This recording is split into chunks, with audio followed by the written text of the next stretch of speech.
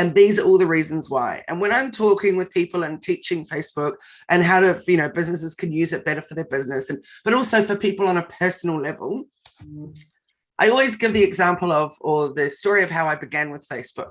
So 14 years ago, Facebook was pretty new in Australia. Very, very few people were on it. And that was exactly when my husband broke his neck. It was April 14 years ago. And I had to move up to Brisbane with our 4-year-old daughter because he was going to be a year in hospital. And we started our very new, interesting life. And it was very interesting before that. It was just interesting in a completely different way. Definitely. What I found incredibly difficult after all day, every day at the hospital, 7 days a week, was that in the evenings, so our daughter would have dinner with her dad, hang out for a little bit, and then we would leave and I'd come home and, bath and put her to bed. Then I found myself in a very difficult predicament because I needed a little bit of de-stress time. I needed a little bit of share with a girlfriend or someone. And, I was exhausted. I didn't want to get on the phone to friends and family. And I just had nothing really left in me for talking, but everybody wanted to know what was going on. So along came Facebook. I quickly jumped on, got all my friends and family in different parts of the world to also join. And also very quickly, I learned that connecting with friends and family on there is amazing. Being able to share stories, being able to share his recovery. Well, there wasn't recovery, but his journey with that and how he was going. Being able to share photos of us still having great times and a great life and all that was so important for not just me, but for so many people. And I very quickly started my first Facebook group, which was spinal cord injury, quadriplegia. And now there are thousands and thousands of people in it from all over the world sharing their experiences and their tips and equipment things and, all that other kind of stuff. As I just mentioned earlier, he's stuck in bed at the moment the last week because of a broken wheelchair. So there's a whole lot of things that go on in our lives that, that other people aren't really aware of. So it's a really great place to share, etc. So that was the journey for me on a personal level. And a couple of years later, I realized, I started my first, not my first business, but that business then. I realized what a wonderful tool it was going to be. And I was there in the heyday of business Facebook. We were able to grow our accounts really well. If somebody followed you, they actually saw all your posts. Like there was before Facebook ads. It was just amazing. Yeah. Instagram came along, embraced that. So it's been quite a journey. So while others have a love-hate relationship with Facebook, I have a love-love. Also, that I run a not-for-profit organization with my husband. Yes. And just recently I've been on the radio and I won this award and all kinds of things for it. And whenever anyone asks me how I do it, and particularly when I was being interviewed on the ABC, and I said, the thing is, it's so easy to run one of these kind of not-for-profits because we run the whole thing through a Facebook group. We have over 400 volunteers in there, blah, blah, blah. People private message me when they need help, and then out it goes. So when I was banned from Facebook last night, and I appealed the decision, and they've come back to me this morning with, no, that's final. You're banned from Facebook? Yeah. And so our topic, value of marketing, even though we can talk about other aspects of marketing, digital marketing, and particularly Facebook. And you know what? I just had a discovery call with someone yesterday who said, no, for my business, I'm B2B. I'm not going to use Facebook. I'm just sticking with LinkedIn. And I said, the thing about Facebook, though, is that even if you're not using if you're a big corporate company, et cetera, CEO, whatever, you may not think that you need to use Facebook for your company, but you're on there personally. So you're still on it. So you've still got amazing ways to connect with other people in a B2B space. But so I was really, really selling it. LinkedIn and Facebook are so merged now. The people, there's people on both, and articles on LinkedIn and the conversational LinkedIn blends over, as you said, into Facebook now anyway. So even if you're talking personal or business, you're doing it both. The platforms are no longer don't have the same distinction and demarcation that they used to have, I don't believe. And I know there's that kind of push about, moving to LinkedIn Learning and LinkedIn blogs and other things like that to create almost a greater opportunity to share your message in long form. But you still want to share it on Facebook because people find you on Facebook and then investigate you on LinkedIn or vice versa. That's right. That's so right. But also, you never know who you're going to meet in a cooking group on Facebook. No, that's right. Yeah. You never know who you're going to meet in a parenting group on Facebook. And so then you're actually not on Facebook today? Not at all. And it doesn't look like I will ever have that account back. So I've had a very interesting morning and a very interesting evening. And I'm not too concerned about any of the business stuff because my team can all access all of our accounts and all of that. But for me, it's my spinal cord injury Facebook group that I run. It's been going for 14 years. It's my not-for-profit group that I run, where we feed people in need. There's so many other parts of Facebook that are so important to me. And I just feel like of all the people... Can you not access any of those groups now? No, I literally am banned from Facebook. I can't even set up another page, another Facebook account. Yeah, but so no one else can, all those groups, what happens to those groups? Well, I just have to go through the incredibly long and laborious process of getting in touch with someone who's in it and saying, can you please put this message out for me, et cetera, et cetera. Oh my gosh. Oh, yeah. So insane, isn't it? It's very interesting. And I know why it's happened. Well, I'm 99% sure why it's happened. And I thought, what a great time to be able to talk about this topic. I'd love to know what that is. Why has it happened? Because I have knowingly, I knew right at the very beginning when I did it, gone against their community standards. And that is given my team access to my personal account. Which thousands and thousands and thousands and thousands of us do when we have VAs and content managers and all other kinds of people in our business, because that's what we do. And sure enough, I had a warning about a week ago. And so I said, okay, team. So, we had this other account that they can use for that. So I said, okay, team, let's stop with that. But I need to also say, I don't post about, topics that are highly inflammatory. I don't do anything other than teach people how to use it better. And, really, I'm just blown away. But the most frustrating thing is there's no appeal process for me now. And also, they've said that I can download my content, but both on desktop and on phone, I'm absolutely unable to. So how can you download your content then? It just comes up as a thing when you get banned that you can save a file of your content. So 14 years of content. But Jenni, so many people I know, and I do this too, have put photos up, particularly when our kids were little. Yeah. And that's the only place that those photos are. And one of my those photos? At this point, no. One of my favorite things about Facebook is Facebook memories. And every morning, the first thing I do is get a little screenshot of that memory that comes up and send it to my husband and daughter, because generally it's a cute photo of her when she was 6 or... I'm speechless today. I think the topic is no longer the value of marketing. The topic actually today is about the fact that how do they make these decisions? Because we know that businesses, there are so many places, and you and I have been in programs and we see people who don't post on their personal page. They're not managing their own personal account. So how have they singled out you when you have all this other incredible programming? You're actually promoting their groups. You're promoting Facebook. So you're promoting all these things. I'm a pretty big fan, you could say. So how am I able to have this conversation with you today? Because it's going onto your Hello Media page, but not on your personal page. Yes, but normally it goes on my personal page as well. Yeah. So, yeah, it's pretty extraordinary. I'm so floored right now. I actually have. I know. So I'm warning to you all with people that have other people that access your accounts on just logging into your personal. Obviously, if it's someone's an admin on your business page, this is completely irrelevant. It's about giving your password to your team so that they can access your account. And as I said, what are they doing in audit at the moment? So what are they going around and just checking everyone to see where people are logging into their personal account? I presume it's just AI just scanning along, and then I just happen to be picked from random, or I don't know, but very, very, very, very disappointing and frustrating. And funny enough, I ran an email marketing masterclass on Wednesday, and I was reminding everybody, you don't own your socials. So you don't own your anything other than your email database. Yeah. Yes, you own your website, but really only if you've coded it to yourself. Otherwise, realistically, it's all out there owned by other people.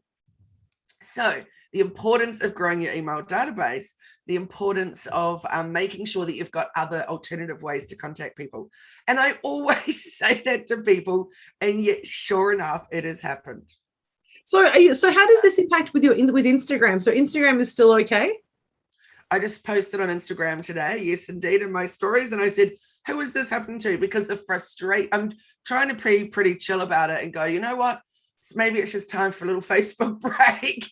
But the truth is, there's those other things like my not-for-profits and stuff that I run. So I think what I wanted to talk about in terms of the value of marketing and this particular issue that's just happened, excuse me, sucking away on my lozenge I started losing my voice last night, and I thought, I hope it's back by the morning. It's not good, is it, when you talk for a living? But so in terms of the value of marketing is, are we putting all our eggs in one basket? Or are we really spreading our wings and finding the right avenues for us? And even if you think, actually, Facebook's the only one for me, or like the woman yesterday, LinkedIn's the only one for me. What happens when you get shut down or the whole platform disappears or whatever? What are you going to do? So making sure that you're looking at all your options for marketing and finding ways that you can reach your desired audience or dream clients or whatever it is that you want to in more ways than just one. But it's also remembering that marketing is not just about digital marketing. And if you take back to what marketing's about that is brand awareness. It's getting people to know you exist and your product exists. So I always ask the question, why do you only want to tell one group of people about who you are? Why do you not want to tell them on every possible platform, every possible way that you can? Because that's what brand awareness is. That's what success looks like from a marketing perspective, is everybody knows your name. And unless you're talking to everybody in every location that they're at for your client pool, then you're not going to actually have that full brand awareness that you're looking for. I mean, imagine if one of the biggest brands that we know, let's pick a shoe brand. You know, I love Nikes. My partner loves Yeezys. So imagine if they only promoted on Instagram, so no one else knew about them unless they were on Instagram. It's going to be a niche product. It'll be really cool for a while, but eventually people are going to say, well, I'm not on Instagram, so I don't know that exists. And there's going to be a cap on that sale. So but as soon as they go onto another platform, it would blow up again. But we can't, that idea of only being on a single platform is actually saying, I only want to tell this group of people about who I am and don't care about anyone else. And it's a really limiting way to look at marketing for your business. Absolutely. So looking at all the options of how can people reach you. So for example, putting a postcard in to your package as you send it out, you know, if you're an e-commerce business, and making sure that you're telling people follow me or tag me or give them a discount code, etc. So that's a physical thing that they can hold. Maybe printing magnets, maybe coming up with all kinds of different awesome little giveaways that you can do. I've got a client that's just made these awesome silk drawstring bags for her period underwear, that's her product, that you can store them in your knicker drawer. And, you know, she can sell it or have it as a little giveaway, but it's well branded. So all of that is marketing. It's ways of getting your name and your brand out there, be seen without it necessarily being online. So you did right. Thinking of it as a whole is super important. I want to give you this great example of a situation. Yeah. So probably 6 months-ish ago, a business opened up in our main street here in Bangalore. I'm not going to name names, but they are a pizza restaurant. There was a lot of excitement because they covered all the windows as they were, getting prepared with brown paper, and you didn't know what was going on behind the scenes. Of course, we all knew a pizza oven was going in and all these things. It was all, a little bit of buzz around the town for something new. And as time grew closer, the Instagram account was just growing and growing as they were talking about, building it. It's apparently, I say apparently, it's an influencer that owns the business. Okay. So anyway, there was all this stuff going on around it, but very much mysterious. So then they opened, and you can't really see in properly. They've set it up like an old school Italian restaurant in a way, with lace curtains and, all that kind of thing. On the windows at the front, there's no phone number. There's no opening hours. There's no nothing like that. That seems very odd. Yes. If you want to book, you have to do it through a link on their Instagram bio. And then there's still no one that you can call. If you can't get a time, so they're open, for quite a few hours in the evening. If you can't get a time, you can go on a wait list, and then they will get in touch with you via Instagram or email to let you know that your spot's available and you can rush up and do it. That sounds too much hard work. That sounds like a lot of hard work to have dinner. I'm just saying, like, really? Is that good? Needless to say, I haven't been. But what I thought was really interesting is they're really relying on that one platform to get known, to create that, that buzz. That buzz around it, be that super cool kind of, well, their version of super cool, et cetera, et cetera. And it's really fascinating. And I've heard a few people talk about them, but not that many, surprisingly. But I've heard more people complain about them. And yes, apparently the food's good, but the frustration, they're like, at the end of the day, we're Bangalore, we're a tiny village. Like, when people just want to drop in and go and have dinner. They don't want to have to go through that rigmarole to work out whether they're in or not. It's just get a pizza. Yeah. It's like they've opened a speakeasy pizza joint, and they only want certain people in there if they, if you have the right code and the right shoes on. But like, that is exactly right. And so that's just okay. Instagram. But as a business coach, and I would be looking, going, do you not want to make money? Or is it like, because you're reliant, particularly on volume, because you want to go, okay, how many covers do we want a night? How many do we want to make a night? Our goal is to make that. And when you are in a small community, you want everybody to be buying from you. When there is competition, yes, it's a small community, but there will be competition around it. And so if you're making it difficult for people to find you and connect with you, and it's a really great wheel, because a lot of people don't even think about that those actions about not providing a phone number and having to go through that process is actually part of their marketing process. People think that's separate marketing. And this is what I love about marketing when we have conversations about marketing, is it's not just about the pretty posts and the advertising that you do. It's everything that goes on from the time you decide you're going to sell something to the time that someone buys, and then after that as well. All that activity is part of the marketing process, but we just kind of think it's separate. And that's what I find a lot of the challenge. Oh, we'll work about the pricing later. I'll work about the process later. It doesn't matter. We've got a great product and I'll put an ad out. That's only like 5% of the actual process, isn't it? Absolutely. And like what happened with me as of last night, what happens if their Instagram account gets banned or hacked, which happens all the time? Yes, absolutely. And then they can't even get bookings that evening. It's done. Yeah, so crazy. Very interesting. Very interesting. So when we're thinking about marketing, and we talk about digital marketing a lot, obviously, because it's the business that you're in, and I look at marketing as the whole process in terms of, because as the process bunny, how are you doing it and what does that look like and what's your pricing strategy and all those other things that goes into marketing. But if we think about marketing today, how has it changed over the last sort of 20 years, do you think, other than the digital, obviously the explosion of digital marketing opportunities, but how has it changed? Or has it changed at all? Or are we still doing the same things, just differently? Yeah, it's an interesting one, because I've been in this industry long before, all of that existed. In fact, my first job when I was in England, we got email. It was a really, really, really big deal. It was very exciting. Dial up. Oh my goodness, I could email my dad in New Zealand rather than we would send faxes to each other. So I'd get in the morning and it would be waiting for me when I got into work. And then I'd send him one when I left work and it would be waiting for him when he got into work, for example. But the sad thing about faxes is that they would fade. And then, I can't read my dad's faxes anymore. So it's really interesting how quickly that has all changed. And that was when I was 21 and I'm 48 now. So it's not a very long time that our communication or way of communicating has changed so massively. So when I was in Sydney, I worked for the Australian Women's Weekly for ACP. And one full color ad back then was $60,000. So when we look at marketing and how that's changed, that to me is just the best example to give you, because now you can spend $60 on a Facebook ad or $60 on, on some Google AdWords, as opposed to 60,000.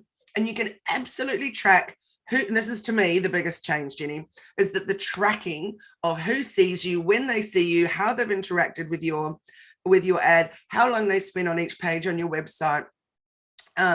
what it is they do, who they are, what their interests are, what their, their demographic, their age group, their sex, all of that kind of stuff. Whereas before, you'd put that ad in the Women's Weekly, unless you had a little coupon in the corner that said, cut me out and take me into the shop and get you $5 off your perfume, which nobody did when they're spending that kind of money. Pretty much back then, it was very much about brand awareness. Yeah. Today, it's definitely about brand awareness, but you've got so many more opportunities for what do you want to achieve with this marketing. And I love that. So to me, it's that kind of spray and pray model that we used to do of, we'll get this big ad, we'll get the billboard, and they'll tell us how many people drove past it, and we'll assume that means everybody looked at it. And so it's that kind of it's the longbow metrics of looking at, well, 2,000 people saw it, so therefore they must have read it, they must have understood it, and they're now, but it's actually not what it's about. Whereas now we have that metrics ability to actually see ROI. And I think that to me is one of the biggest changes. And, we love a bit of data at our end too. And so being able to say, well, what am I getting out of it? What's the value? And where are those sales coming from? And I think one of the biggest changes for me is that understanding that marketing is no longer just brand awareness, it's actually sales. It's integral to the sales process. And it's not, yes, you have sales managers and you have marketing managers, but their role is so interlinked because it's the marketing guys that actually get the sales in the door. It's not the sales manager anymore. It's actually about who knows you, how you've told them, how are we connecting with it. And I think that's one of the biggest changes that I've seen recently.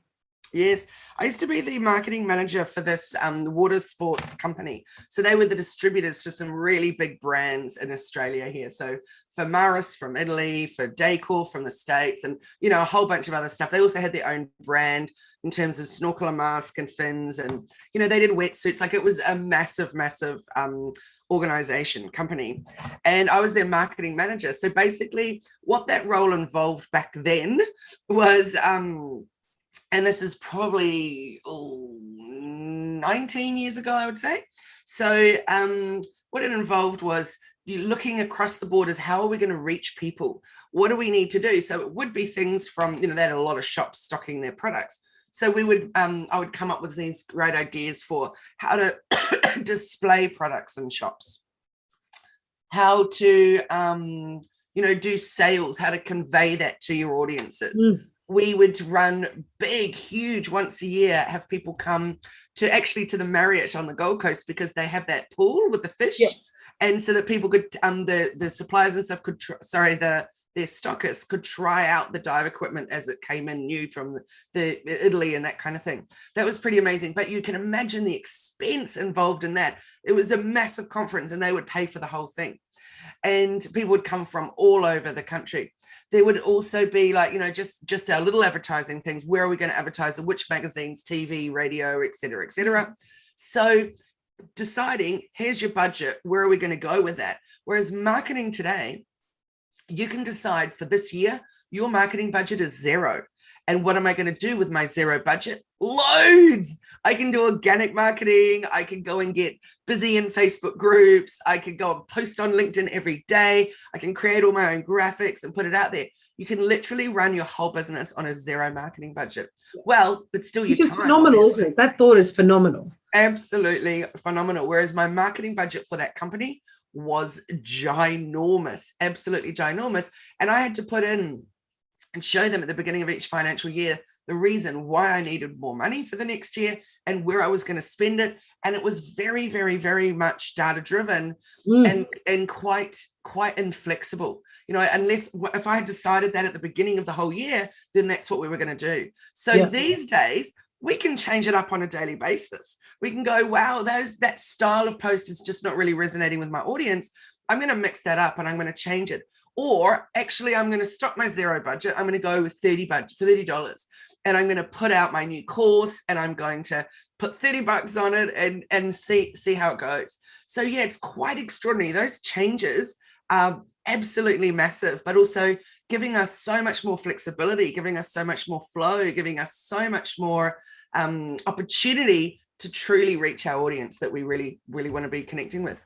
And it's also about accessibility. what you've just said then actually says that anybody can be a marketer and anybody can actually market their business. And what my takeaway from what you just said is that what's great is that if you really don't, if you're new in your startup and you're like, how am I going to get my brand out? If you spend an hour a day just doing your socials and have that in your diary, that's your marketing time, and you just do the socials or the email marketing or whatever you decide to do for 1 hour a day, rather than what we often do, which is I'll do my 3 or 4 posts and sit back and hope something happens.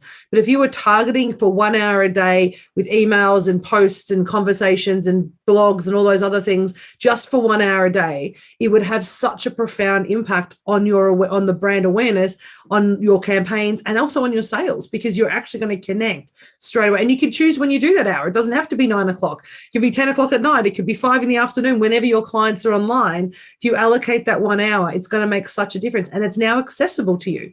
And the how-to guides that you get on Facebook, which is now dead to you, but on Facebook and others that, that have the how-to guides that show you how to maximize that marketing opportunity. That's what I also think is amazing. Information is accessible to people now on how to do it. So if they want to spend the time and they don't want to have the budget, or they don't have the budget yet, you can actually still market get really good at marketing, because there's so many opportunities to learn how to. Absolutely. So Jenni, notwithstanding your masterclasses. Yeah. So we specialize in organic marketing. And so I would say on average per year, we spend anywhere between $30 and $90 on Facebook ads per year. Wow. Isn't that crazy? So only when we're having a play around with something, and actually some years there's been up to $300. So I'm not saying that it's wrong, because you can most definitely do organic and paid, working together. But the main thing for me is when people come to me and say, my ads aren't working, and I'm like, okay, let's rewind a moment. What are you doing with your organic? And they're like, I don't post because I do ads. So actually that's not helping your SEO at all. It's not helping you be found when people are Googling looking for something to do with your business, or that you provide, the way that you help people. So really, really important to nail that organic first, which literally means no budget. But you're right about spending that time each day. So there's a lot of people that don't want to do the marketing for their business, and that's totally fine. But at least make sure that you do, say, for example, 3 posts a week, schedule at the beginning of the week, and then off it goes. At least you've got a presence if people are trying to find you. But for those of you that really, really, really want to understand how it all works and get yourself out there and find those new customers, etc., then an hour a day is a great way to go. And of course your masterclasses, which teach people how to do that from email marketing and Instagram and Facebook and all the different platforms to show how you can maximize that and use those and build content that's engaging. So that's really exciting. So I realize what time it is now. So we probably should say wrap up, because I think we could probably talk about marketing all day. But what we're talking about marketing in the programs that you're doing, particularly your masterclasses, how do people get access to your masterclasses? Actually, we run them through our coaching program. So the bronze level and the silver level both have, the silver level and the gold level both have access to our 9 masterclasses each year. And otherwise we have the bronze coaching, which is the straight group coaching. So you can do that by going to our website. You can probably still do it by going to I shouldn't say probably, you can do it by going to our Facebook pages. So Hello Media, and also the group hellomedia.team. And I'm sure I'll be back in there in some way. I hope for sure that I'll be able to set up a new account at some point. But at the moment, we can DM you on Instagram. So we can find you on Instagram and go to your website and email you, or we can also DM you on Instagram too now, because you still have Instagram. So we can. That's right. So, which is funny because Facebook owned Instagram, but that's hellomedia.team on Instagram, and of course the same on LinkedIn, and Kylie Mowbray-Allen on LinkedIn. What about you, Jenni? How can we connect with you? So at Elephant in the Room AU on Instagram and Facebook are my 2 favorite platforms. I've obviously still got my personal account, touch wood.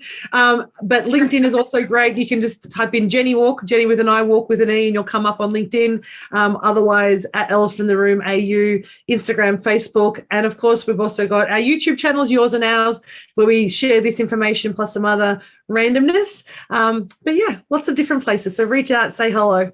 Wonderful, Jenni. Thanks so much. And thanks for chatting with me today, because I was really excited to be able to share all of that. I was like, I cannot believe that topic just works so perfectly with what's just happened.